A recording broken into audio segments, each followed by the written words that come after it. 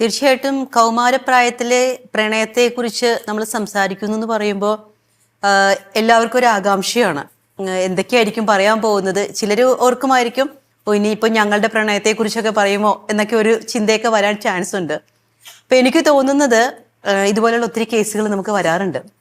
അപ്പം അടുത്തിടയ്ക്ക് വന്നൊരു കേസിൻ്റെ ഒരു കാര്യം പറഞ്ഞു കഴിഞ്ഞാൽ, ഏകദേശം ഒരു 16 വയസ്സ് പ്രായമുള്ളൊരു പെൺകുട്ടിയാണ്. അപ്പോൾ അച്ഛനും അമ്മയും കൂടിയാണ് കൊണ്ടുവന്നിരിക്കുന്നത്. കൊണ്ടുവരുമ്പോഴത്തേക്ക് നമുക്കറിയാം, ഈ ഒരു പ്രായത്തിലുള്ളവരെ കൊണ്ടുവരുമ്പോൾ അവരിങ്ങനെ റിബല്ലായിട്ട് നിൽക്കും. അച്ഛനും അമ്മയും ഇങ്ങനെ വിളിച്ചുകൊണ്ട് വാ, അകത്തേക്ക് വാ എന്നൊക്കെ പറഞ്ഞ് കയറ്റിക്കൊണ്ടുവരുന്ന കാണുമ്പോഴേ നമുക്കറിയാം പ്രശ്നം ഇതൊക്കെ തന്നെ ആയിരിക്കുന്നു. ഓക്കെ, ഞാൻ ചോദിച്ചു, എന്ത് ഹെൽപ്പാ നിങ്ങൾ ആഗ്രഹിക്കുന്നത്, ആരാ നിങ്ങളെ റെഫർ ചെയ്ത് വിട്ടത്? അപ്പൊ പെട്ടെന്ന് കുട്ടി പറഞ്ഞ്, സിസ്റ്ററെ എൻ്റെ പ്രേമം പൊട്ടിക്കാൻ കൊണ്ടുവന്നിരിക്കുന്നത്. സിസ്റ്റർ അല്ല, ദൈവം തമ്പുരാൻ പറഞ്ഞാലും ഞാൻ ആ പ്രേമം പൊട്ടിക്കത്തില്ല. എന്തായാലും അത് ഞങ്ങൾ ഉറച്ചു നിൽക്കുന്ന ഒരു കാര്യമാണ്. 18 വയസ്സ് കഴിയുമ്പോൾ ഞാൻ കല്യാണം കഴിക്കും. അപ്പൊ ഇത്രയും പറയുമ്പോഴത്തേക്ക് തന്നെ നമുക്കറിയാം സംഘർഷഭരിതമായ ഒരു വീട്ടിലെ അന്തരീക്ഷത്തിൽ നിന്നാണ് കൊണ്ടുവന്നിരിക്കുന്നത്. പെട്ടെന്ന് കുട്ടിയുടെ അമ്മ പറഞ്ഞു, സിസ്റ്റർ ഇതാണ് കാര്യം. ഇപ്പൊ സ്കൂളിൽ പഠിച്ചുകൊണ്ടിരിക്കുന്ന ഒരു കാലഘട്ടമാണ്. അപ്പം ഞാൻ ചോദിച്ചു, ഇത് പുറത്തു വരാൻ കാരണം? സിസ്റ്റർ, പുറത്തല്ല, നാട് മൊത്തം അറിയാവുന്ന ഒരു കാര്യമാണ്. കാരണം സ്കൂൾ വിട്ട് കഴിഞ്ഞാൽ ഉടനെ സ്റ്റേഷനറി കടയിലേക്ക് കയറും. അവിടെ ഒരു അന്യ സംസ്ഥാനത്ത് നിന്ന് വന്നിരിക്കുന്ന ഒരു കുട്ടിയാണുള്ളത്. കുട്ടിയുള്ള ഒരു യുവാവാണ്. അപ്പൊ അവനോട് ഒരു അടുപ്പം തോന്നുന്നു. അതിനുശേഷം മറ്റു കൂട്ടുകാരികൾ പറഞ്ഞു, അവൻ അച്ഛനും അമ്മനും ഒന്നുമില്ല, ഇവൻ ഇവിടെ ജോലിക്ക് വേണ്ടി വന്നേക്കുന്നതാണ്. അപ്പോൾ നമ്മൾ പറയുന്ന ഈ സഹതാപത്തിന്റെ പേരിലാണ് പതുക്കെ തുടങ്ങുന്നത്. അപ്പോൾ പെൺകുട്ടി പറഞ്ഞു, സിസ്റ്ററെ അത് ഞങ്ങൾ അല്ല, 18 വയസ്സൊക്കെ കഴിയുമ്പോൾ നിയമപരമായിട്ട് ഞങ്ങൾ അങ്ങ് കല്യാണം കഴിക്കും. അപ്പം നമ്മൾ ഇങ്ങനെ ഒരു സിറ്റുവേഷനിലൊക്കെ നമുക്ക് പെട്ടെന്ന് തന്നെ ഇത് തെറ്റാണ്, അങ്ങനെ ചെയ്യാൻ പാടില്ല എന്ന് പറഞ്ഞ് അവരുടെ അടുക്കെ നമുക്ക് റിബലാകാനായിട്ട് സാധിക്കില്ല. ഈ ഒരു അവസരത്തിൽ നമ്മൾ മാതാപിതാക്കളുടെ ഒരു ഭാഗവും കേൾക്കാനുണ്ട്, മക്കളുടെ ഭാഗവും കേൾക്കാനുണ്ട്. ഇപ്പോൾ സാധാരണയായിട്ട് ഇങ്ങനൊരു കേസ് വന്നു കഴിഞ്ഞാൽ നമ്മളിപ്പോൾ കുട്ടികളോട് സംസാരിക്കുമ്പോൾ അവർ പറയുന്ന ഒരു കാര്യം, സിസ്റ്റർ ഈ ഒരു സമയത്ത് ഞങ്ങൾക്ക് മറ്റുള്ളവരെ സ്നേഹിക്കാനുള്ള സ്വാതന്ത്ര്യമില്ലേ? അപ്പൊ ഇതിനെ എന്തിനാ നിങ്ങളെല്ലാവരും കൂടി കൂച്ചുവിലങ്ങിട്ട് പിടിക്കുന്നത് എന്തിനാ എന്ന് പറയും. പക്ഷെ നമുക്ക് ഈ ഒരു കൗമാരപ്രായത്തിലെ പ്രണയം പൂർണ്ണമായിട്ടും തെറ്റാണ്, അല്ലെങ്കിൽ ആ ഒരു രീതിയിലേക്ക് നിങ്ങൾ പോകാൻ പാടില്ല എന്ന് പറയുമ്പോൾ അതിനെ അതിലംഘിക്കുന്ന രീതിയിലുള്ള ചില സോഷ്യൽ ഇൻഫ്ലുവൻസസ് വരുന്നുണ്ട്. അപ്പൊ ഇവിടെയാണ് ഞങ്ങളെ പോലെയുള്ളവർക്കൊരു ഡിലേമ വരുന്നത്. അപ്പൊ അവിടെ നമ്മളൊരു സൈക്കോളജിക്കൽ, ഒരു മനഃശാസ്ത്രപരമായിട്ടുള്ള ഒരു ഇടപെടൽ തന്നെയാണ് അതിന് ആവശ്യമായിട്ടുള്ളത്. ഒരു കുട്ടി എന്നോട് പറഞ്ഞൊരു കാര്യമാണ്, സിസ്റ്ററെ എനിക്ക് ഭയങ്കര സ്ട്രെസ്സാണ്. അപ്പം ഞാൻ ചോദിച്ചു, എന്താ അക്കാഡമിക്കലി കാര്യങ്ങളാണോ, പഠിക്കാനുള്ളത് ഉണ്ട് സിസ്റ്ററെ, അല്ലാതെ ഞാൻ നോക്കുമ്പോൾ എനിക്ക് ചില ക്രഷുകൾ വരുന്നുണ്ട്. അപ്പം ഞാൻ ഓക്കെ, ക്രഷ് ഉണ്ട്, അപ്പം അത് ശരിയായിരിക്കുമോ, അത് എന്നിൽ വന്നേക്കണ എന്തെങ്കിലും പ്രശ്നമാണോ അത്? ഞാൻ പറഞ്ഞു, ഇറ്റ്സ് ഓക്കെ.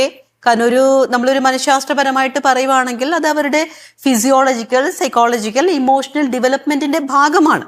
അപ്പൊ ഞാൻ പറയാം, ഓക്കെ, അങ്ങനെ ഉണ്ടാവാം. എന്നിട്ട് എന്താ മോള് ചെയ്തത് എന്താ? അപ്പൊ എനിക്കറിയാം, എനിക്ക് ആ ഒരു വ്യക്തിയോട് എനിക്ക് ക്രഷ് വരുന്നുണ്ട്. ആ ഒരു വ്യക്തിയോട് മാത്രമല്ല, എനിക്ക് ഇന്ന ക്യാരക്ടറിസ്റ്റിക്സ് ഉള്ളവരോടൊക്കെ എനിക്കൊരു ക്രഷ് വരുന്നുണ്ട്. അപ്പൊ ഞാൻ ചോദിച്ചു, അപ്പം അതെന്താ അല്ല, അതൊന്നും എനിക്ക് തുറന്നു പറയാനും, ഇങ്ങനെ ഒരു ക്രഷ് വരുന്നത് പ്രശ്നമാണോ, അത് എനിക്ക് എന്തെങ്കിലും ഒരു സൈക്കോളജിക്കൽ ആയിട്ടുള്ള ഇംബാലൻസ് ഉള്ളത് കൊണ്ടാണോ വരുന്നത്? ഞാൻ വീട്ടിലത് തുറന്നു പറഞ്ഞോ, വീട്ടിലത് അങ്ങനെയൊന്നും പറയാനൊന്നും പറ്റത്തൊന്നുമില്ല. ഇങ്ങനത്തെ ഒരു കാര്യം പറയുമ്പോൾ തന്നെ വീട്ടിലത് അക്സെപ്റ്റ് ചെയ്യണമെന്നില്ല. അപ്പം മാം പറഞ്ഞ പോലെ ഈ കുട്ടികളിൽ ഇത് ഉണ്ടാവുന്നുണ്ട്. അതവരുടെ ഒരു ഇമോഷണൽ മച്യൂരിറ്റിയുടെ ഭാഗമാണത്.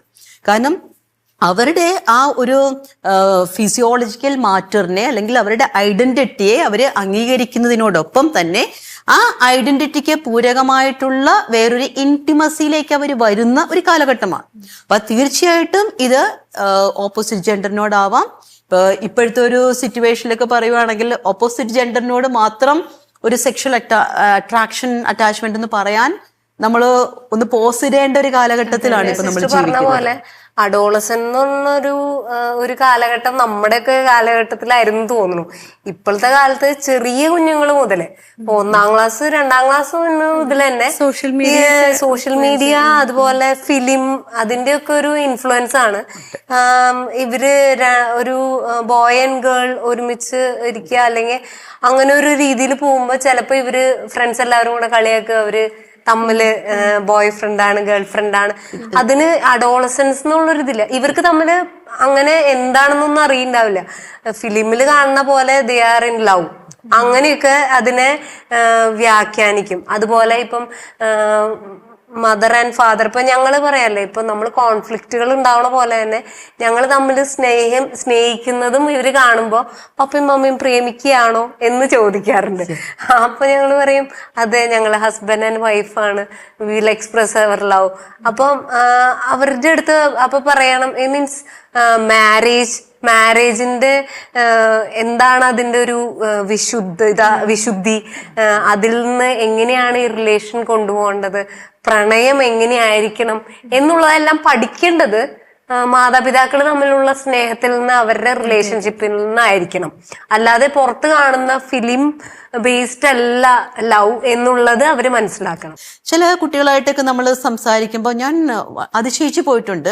ഈ ഒരു കാലഘട്ടത്തിലും അവർക്ക് അവരുടേതായിട്ടുള്ള നിയതമായിട്ടുള്ള ചില ഭാവനകളുണ്ട്, അല്ലെങ്കിൽ അവര് ഡിസിഷൻ മേക്കിങ്ങിൽ സിസ്റ്റർ ഞങ്ങൾ ഓക്കെ, ഇപ്പോൾ ചിലപ്പോൾ ഞങ്ങൾ അറേഞ്ച്ഡ് മാരേജ് ആയിരിക്കില്ല എങ്കിൽ പോലും ഈ ഒരു കാലഘട്ടത്തിലൊന്നും ഞങ്ങൾ ആരെയാന്ന് വെച്ചാൽ തിരഞ്ഞെടുക്കില്ല.